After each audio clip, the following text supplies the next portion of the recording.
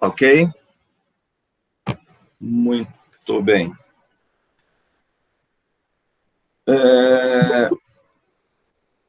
Gente, nós vamos falar um pouquinho dos diuréticos. E existe aí três, né, que a gente fala assim, mais importante, né, no uso clínico, né? Nós temos aí os diuréticos de alça, os diuréticos tiazídicos e os diuréticos poupadores de potássio. O que vai diferenciá-los aí é o local de ação e alguns efeitos, né, que esses diuréticos eles vão promover. Os diuréticos de alça, como o próprio nome diz, o alvo primário deles é a alça, né? Age aqui a porção ascendente da alça de Henle, onde existe aqui a bombinha que faz a reabsorção de sódio, de potássio e de 2 cloros. Essa bomba, ela tem a propriedade de reabsorver aproximadamente 30% de todo o sódio que está aqui presente. Então, ao bloquear essa bomba, você acaba retendo dentro aqui dos túbulos 30% a mais de sódio. E isso é altamente significativo, né? Você vai precisar de água dentro desses túbulos para diluir esse sódio. Muito bem. Os tiazídicos, eles vão ter o seu alvo primário mais um pouquinho na frente, a nível de túbulo contorcido distal, onde existe aqui uma outra bomba que faz a reabsorção de sódio e de cloro. Essa bomba tem a capacidade de reabsorver aproximadamente 10%, 8 a 10% do sódio que está presente dentro dos túbulos. Então, em termos de diurético, é um efeito um pouco mais tímido, né, que o de alça. E já a nível de túbulo coletor, nós vamos ter aqui uma outra bomba, ou melhor, um complexo aqui de bombas, onde eu tenho a reabsorção de sódio, a reabsorção de potássio, a reabsorção de cloro, e não está aparecendo aqui, mas eu tenho a secreção de potássio. Esse complexo aqui, então, ele pega o sódio e o cloro que está dentro do túbulo e volta para o sangue. E pega o potássio que está no sangue e joga para o túbulo. Ok? Então, é isso que esse complexo faz. Ao bloquear essa bomba, o diurético poupador, ele vai bloquear a reabsorção de sódio, a reabsorção de cloro e bloqueia a secreção de potássio. Essa bomba faz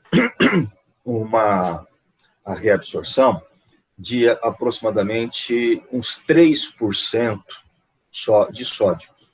Então, veja que o efeito diurético é muito pouco, mas esses fármacos se tornam importantes, não é por esse tipo de efeito diurético, mas é importante por poupar o potássio, não permitir que o potássio seja secretado. Ok? Então, falamos em dialça, tiazídico, tá? e poupador e potássio. Lembra que eu falei que os tiazídicos, eles têm como alvo primário, né, o túbulo contorcido distal. E secundário, uma outra bomba que está o túbulo contorcido proximal. A bombinha aqui que faz também a reabsorção de sódio e a secreção de hidrogênio. Então, secundariamente, os tiazídicos também agem aqui nessa bomba, tá? Mas o efeito principal é essa bomba no túbulo contorcido distal. Tudo bem, gente? Aqui é a mesma coisa, só que aqui dá para ver aqui, ó, a secreção de potássio. Tudo bem? Muito bem. Então, os diuréticos de alça, né, inibe aí o transporte de sódio e potássio e 2-cloro.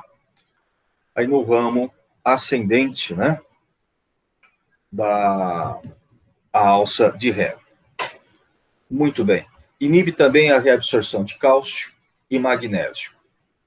Gente, com esse aumento, né, de sódio dentro dos tubos, dentro da alça, provocado por ele, há a diferença muito grande de cargas elétricas, né?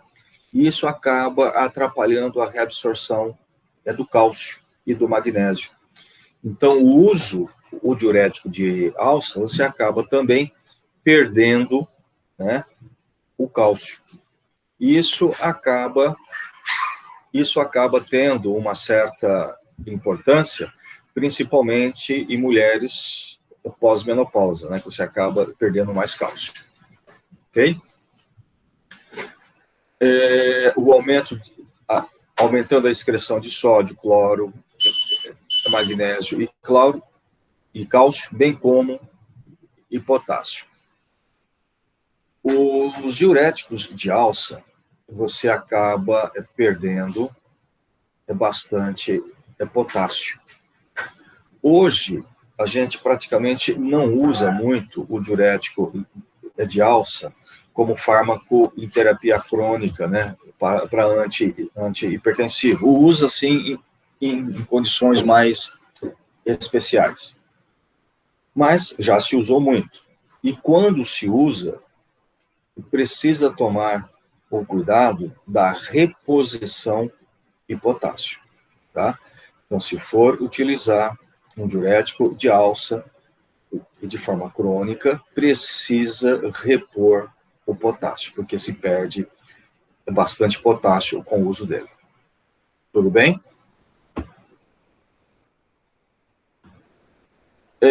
Os diuréticos, eles têm um efeito sobre a hemodinâmica renal, né?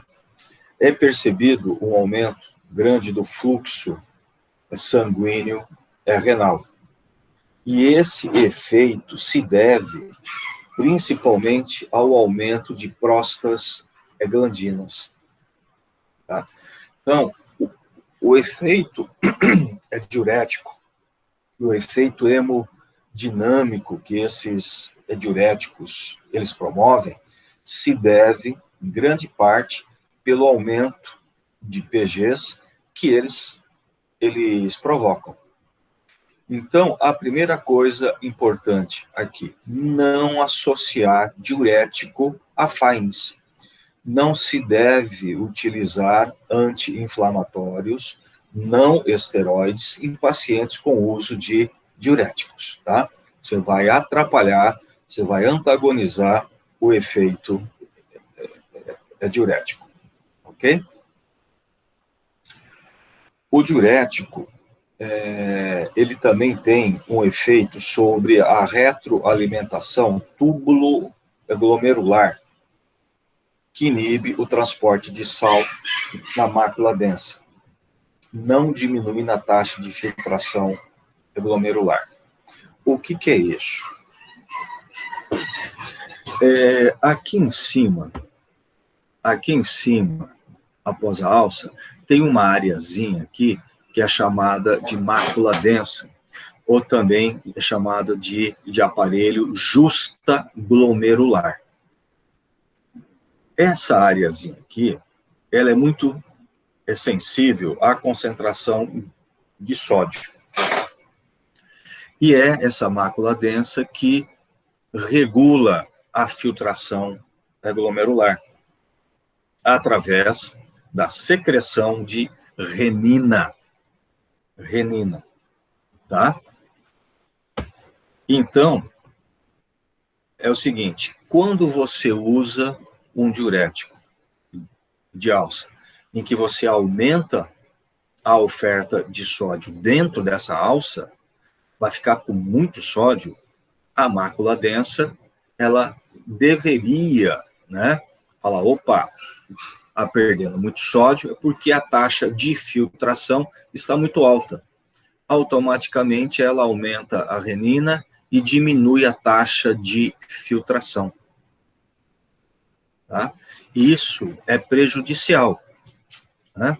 Então, ainda bem que o diurético ele bloqueia esse efeito de retroalimentação provocado pela mácula densa. Tá? Então, esse efeito, esse controle sobre a mácula densa é bloqueado pelo uso do diurético, não diminuindo a taxa de filtração. Ok? Muito bem. Outras ações. A furosemida induz, então, ao aumento da capacitância venosa sistêmica, reduzindo a pressão de enchimento ventricular. Esse efeito também é mediado pelas prostaglandinas. O uso da furosemida faz com que as veias se dilatem, segurando mais sangue dentro delas, diminuindo o enchimento ventricular. E essa ação é importante, principalmente a nível de insuficiência cardíaca, né? A gente vai ver isso. Tá? Esse efeito é muito importante. E na hipertensão também, porque se eu reduzo o enchimento ventricular, eu acabo também reduzindo o meu débito, né? E aí melhora, diminui a pressão. Ok? Podem diminuir o transporte de sódio, de potássio e 2-cloro de outros tecidos. Efeito clinicamente importante no ouvido médio. Gente, nós temos essa mesma bomba, né, que nós temos no rim, temos em outras áreas, e especialmente no ouvido. E essa bomba acaba regulando, controlando, né, essa concentração aí iônica. Bem, quando se usa o diurético de alça, você pode ter essa bomba também bloqueada a nível de ouvido. E aí você pode perder esse controle desses íons na concentração da linfa, a perilinfa, né? E aí, gente, você pode provocar lesão. Então, a lesão de ouvido pode ser estimulada por uso de diurético. E como é que se percebe a lesão? Você vai perceber a lesão através de zumbido, tá? Zumbido. Sempre que você tem zumbido de ouvido, tá? Você acaba tendo aí lesão. Então, se apareceu um zumbido, procure especialista, que pode estar com algum tipo de comprometimento. Tudo bem, gente? Até aí? Tudo certo. Ok. Qualquer coisa, vocês interrompam, tá?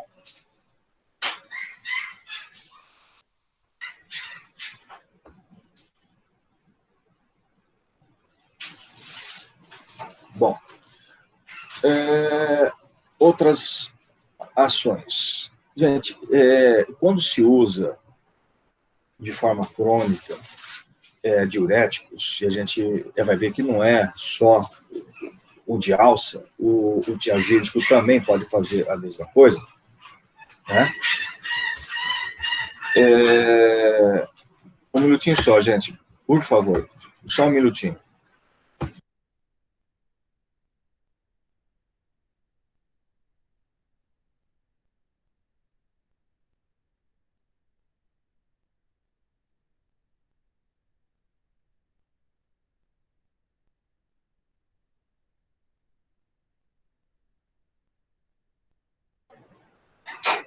Me desculpa, gente. Quando se usa o diurético, então, como eu disse, não somente a furosemida, mas também o tiazídico, você acaba tendo uma concorrência na secreção de diurético e de ácido úrico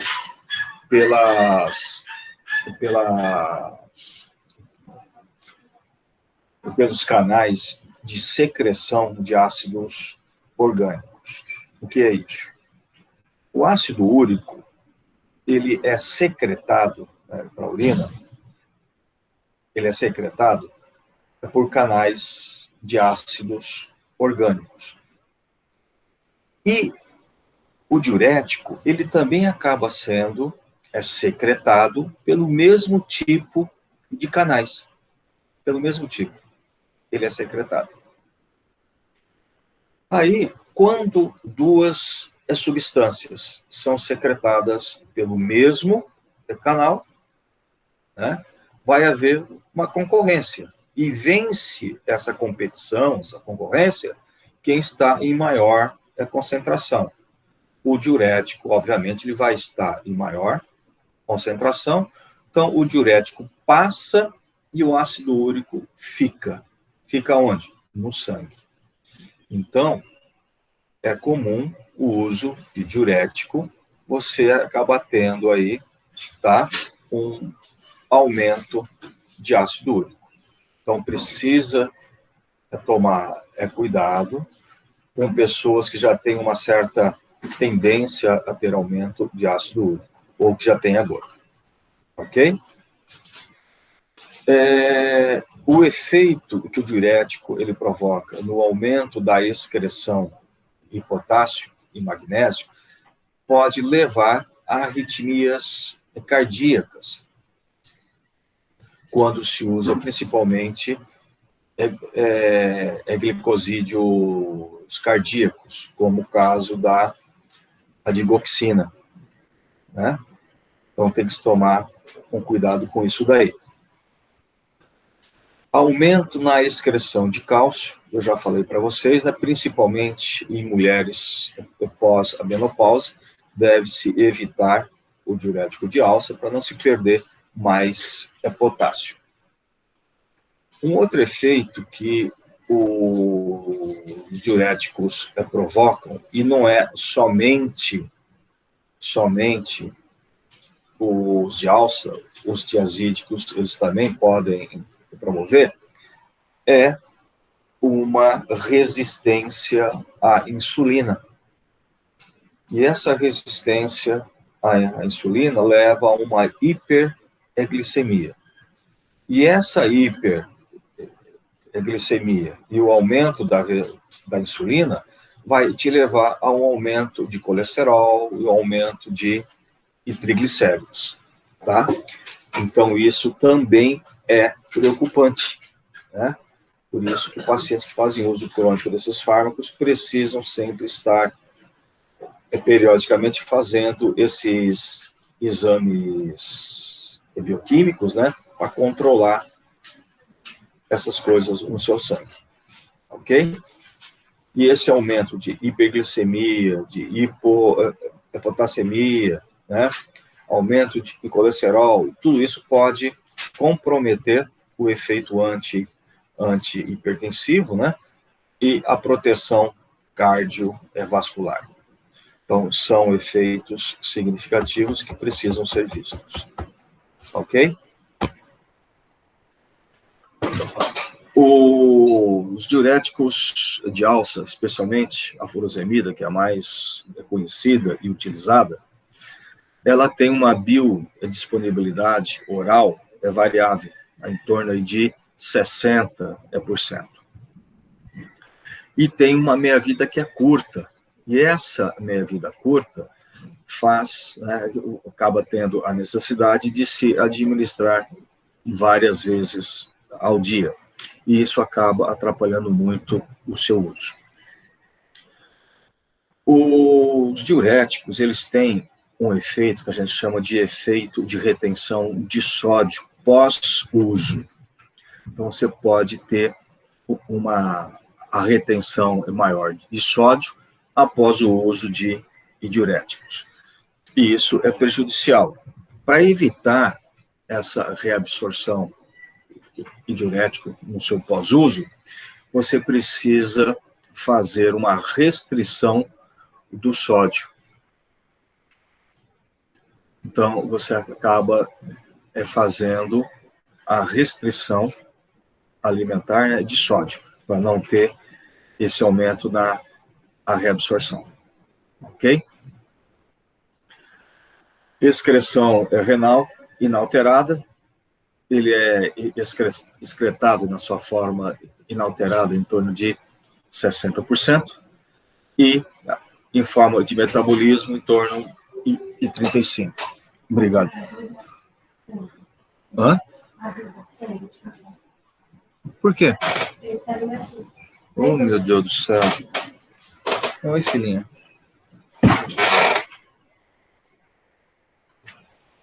Muito bem.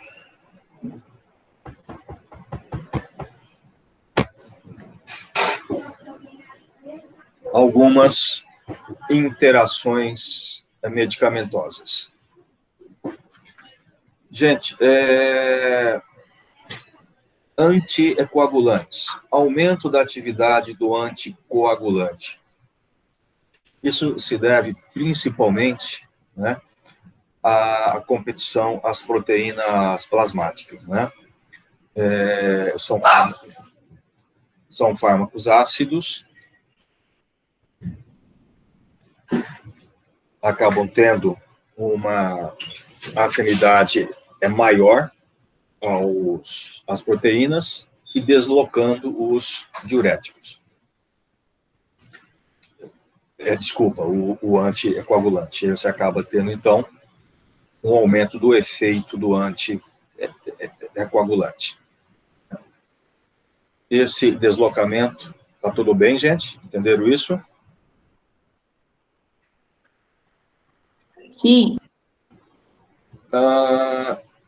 As pessoas que usam os glicosídeos digitálicos e usando o diurético de alça, você pode aumentar as chances de arritmias cardíacas pela descompensação de potássio, tá? Isso pode se tornar perigoso. O lítio aumenta também o aumento do níveis de lítio, e o lítio pode acabar sendo tóxico, né? O propanolol aumenta também os níveis plasmáticos de propanolol, também por deslocamento proteico.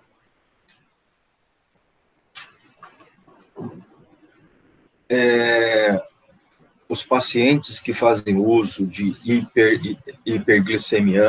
hipoglicemiantes, né, como as sulfonilureias, tal, também ocorre a competição proteica com esses fármacos. E aí você acaba interferindo, tá?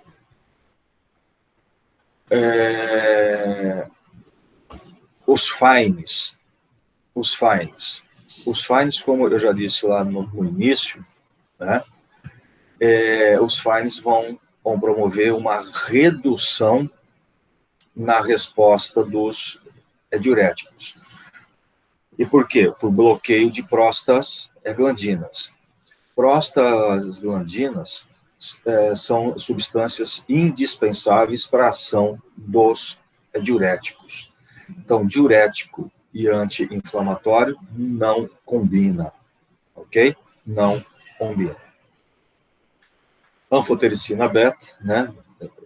Também tem o risco aí de nefrotoxicidade e toxicidade.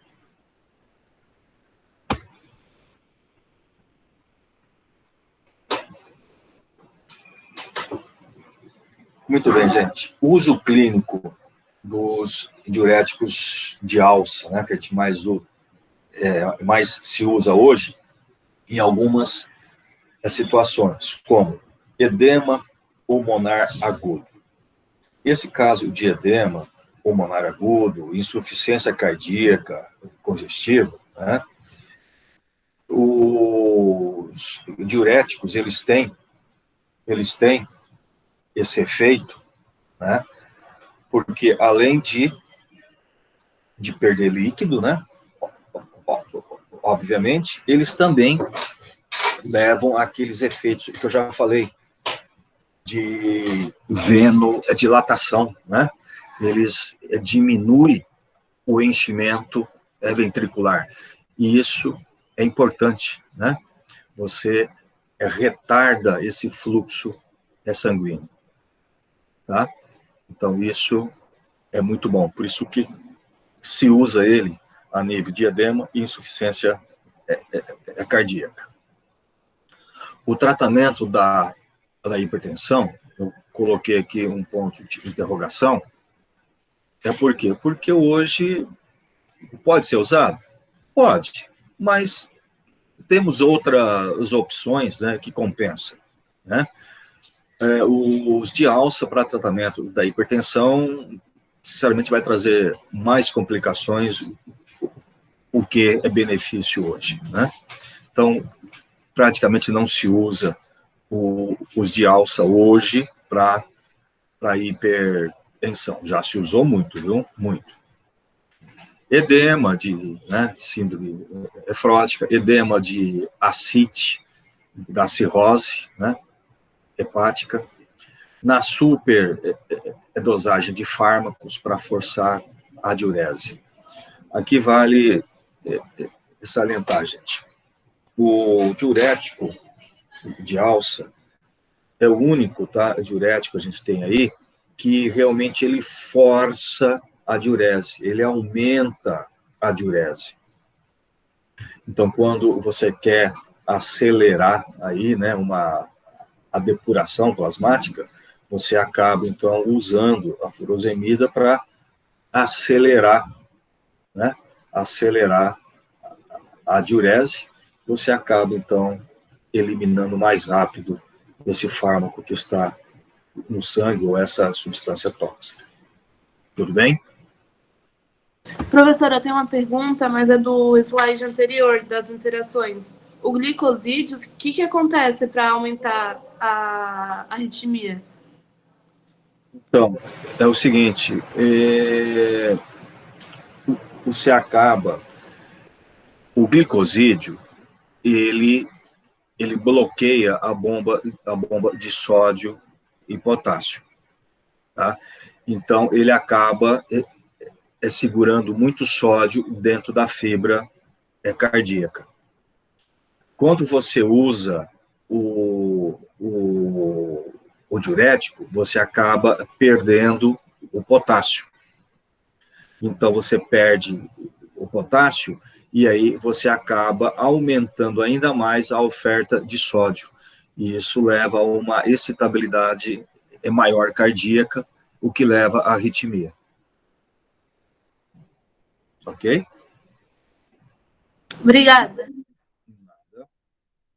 Respondido?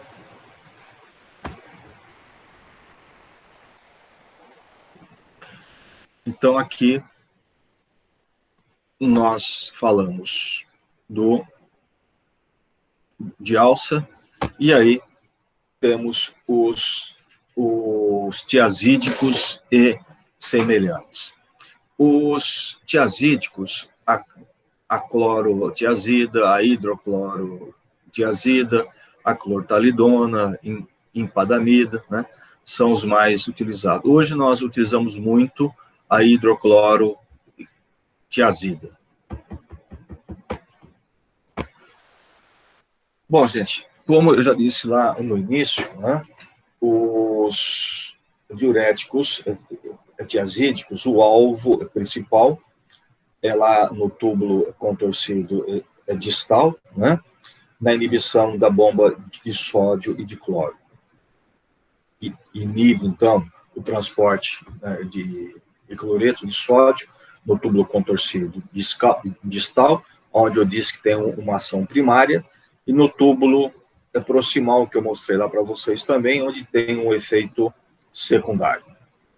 Bom, depleção do volume plasmático, eliminação do edema à parede do vaso e redução da reatividade vascular a agentes vasoconstrictores.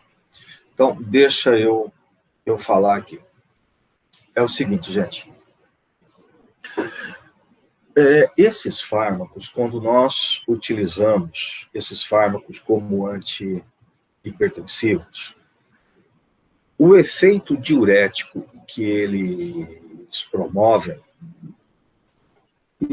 se eu comparar o efeito diurético e o efeito antihipertensivo, tá?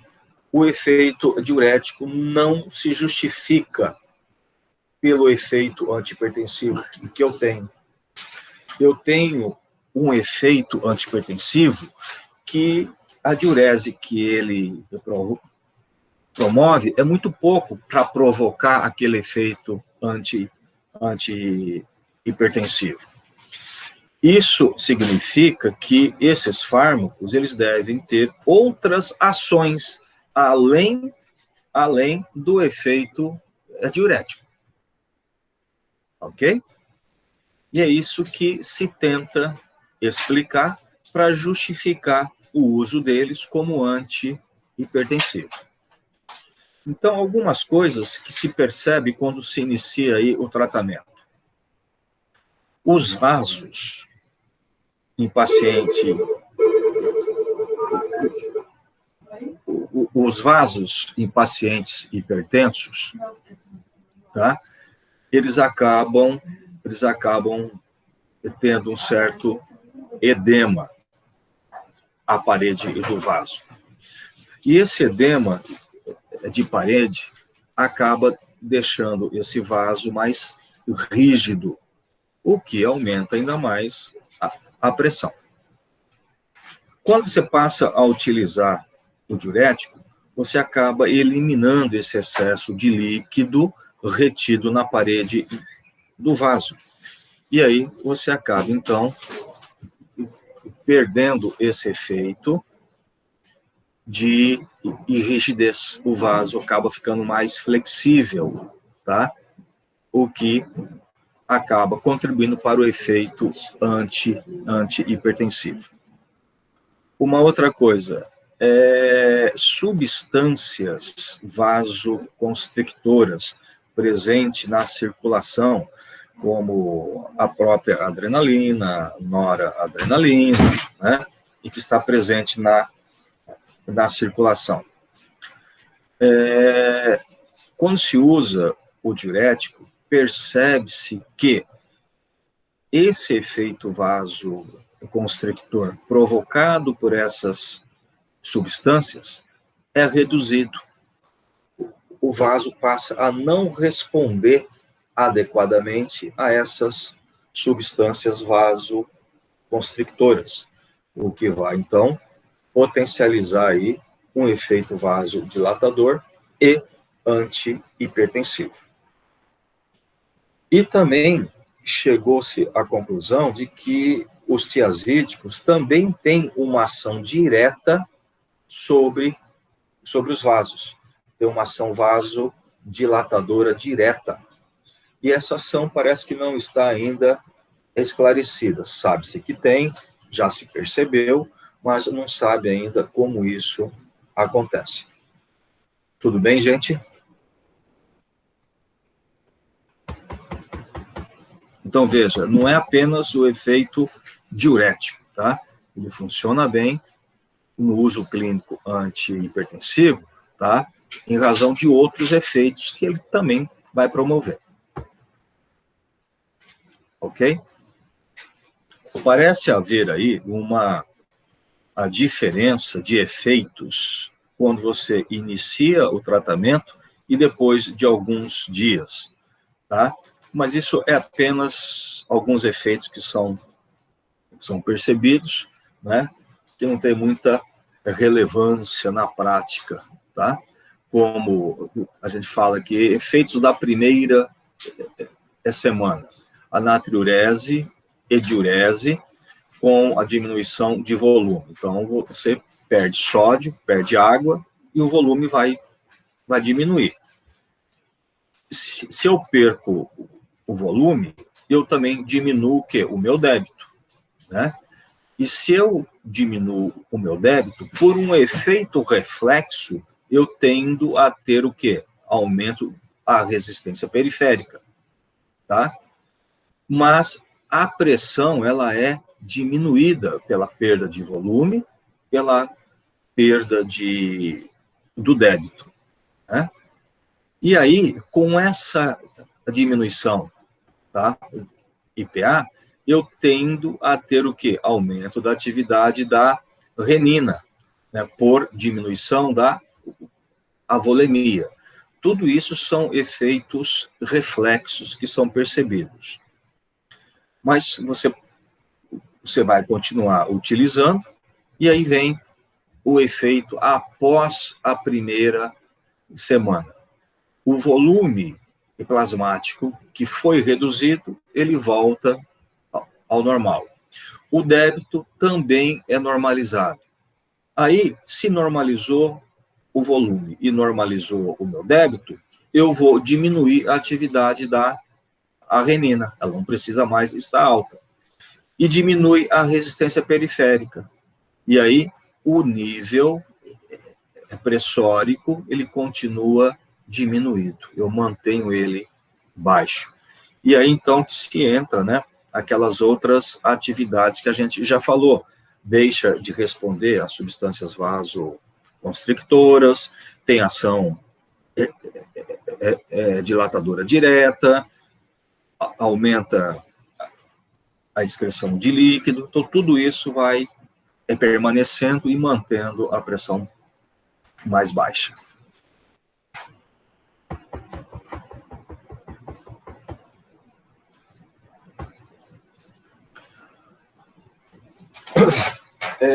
Esses diuréticos, gente, especialmente os tiazídicos, que são bastante utilizados hoje, raramente pode provocar algum efeito a nível de SMC, raramente. Né? Alguns pacientes reclamam de algum tipo de vertigem, de cefaleia, tá? Mas isso é exceção praticamente.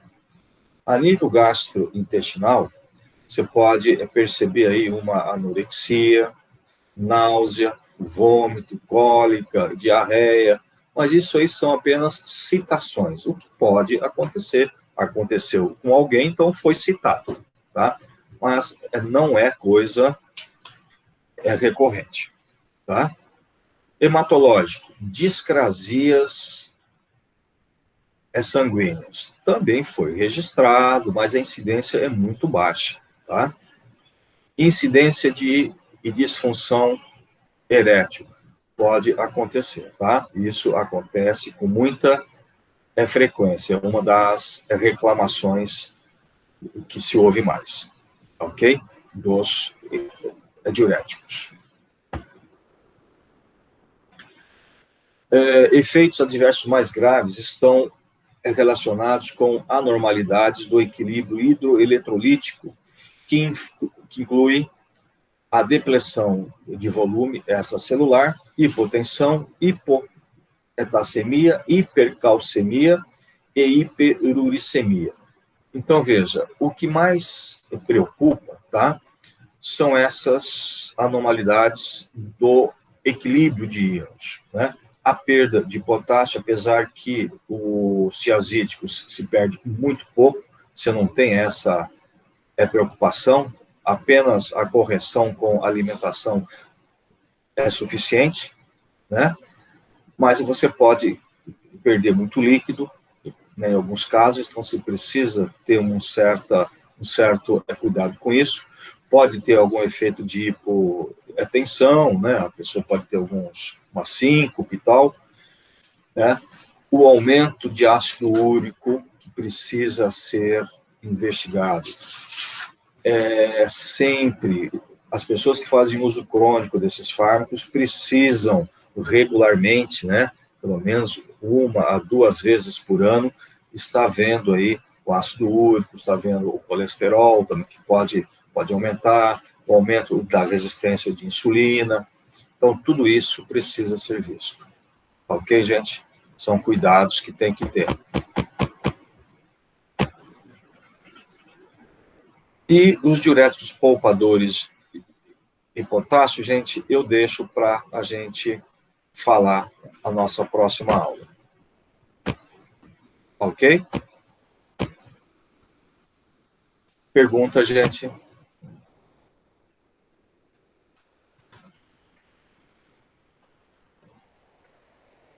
Perguntas?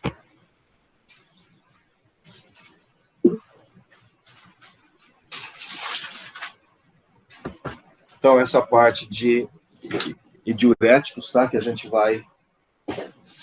nós falamos hoje, e a gente vai comentar isso daí na próxima aula, os poupadores, e depois apenas isso, ok? Gente, eu vou interromper a gravação.